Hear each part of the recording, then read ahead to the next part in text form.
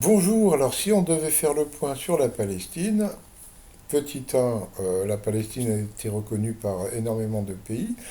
Petit 2, Donald Trump a balancé une proposition de paix que le Hamas ne va sûrement pas accepter.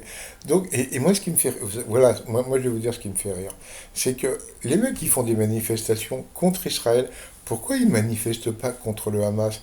Parce que bon, il y a un truc qu'il faut savoir, c'est que depuis le temps, si le Hamas avait libéré les otages, la guerre aurait été terminée, il y aurait eu beaucoup moins de morts. Et là, le Hamas continue, et donc les mecs continuent à faire leur manif, mais bon, passons.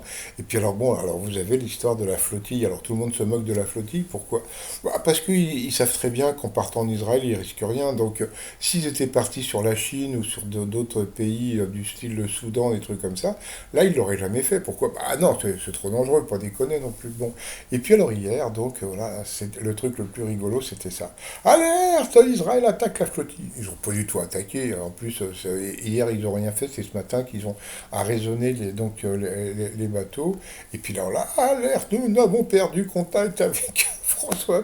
Et puis alors, le message le plus rigolo, c'est Emma Fourreau, députée de la France Insoumise. Israël a arrêté la flottille. Bloquons tout, bloquons le pays, paralysons l'économie mondiale. Non mais franchement, non mais moi quand je vois ça, moi je suis éclaté de rire, hein. Donc, et puis alors attendez, le mieux c'est ça. Alors donc vous avez Marie Messner qui doit être une députée aussi, qui dit rassemblement à Paris, place de la Bastille, etc. Et comme tout le monde s'en fout, eh ben, il y avait une centaine de personnes, pas plus. Non, non, mais c'est vrai, il y avait quoi? Il y avait 100, 200 personnes, pas plus, hein. Donc voilà, alors les Israéliens ont raisonné le bateau. Qu'est-ce qui va se passer? C'est que bon, bah, ils vont sûrement leur poser des questions, ils vont reprendre l'avion. Alors aujourd'hui c'est qui pour, donc il y aura rien, donc ils vont être, on va dire peut-être emprisonnés. Demain, peut-être qu'ils vont leur poser des questions, peut-être qu'ils vont partir que le week-end, donc ils vont peut-être se faire 1 ou 2 jours.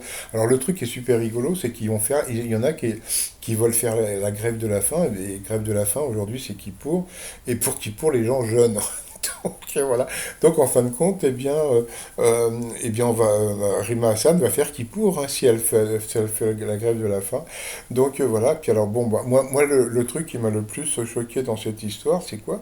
Eh bien regardez, c'est Rima Hassan qui a jeté son iPhone à l'eau. Voilà. Donc pour pas, alors bon, il paraît que les téléphones iPhone, il risque rien dans l'eau, donc je sais pas. Donc il faudrait peut-être avoir la position, hein, pour éventuellement que je puisse récupérer son iPhone depuis le temps que je voulais m'en acheter un. Donc bon, bah sinon, est-ce que Greta va avoir son sandwich?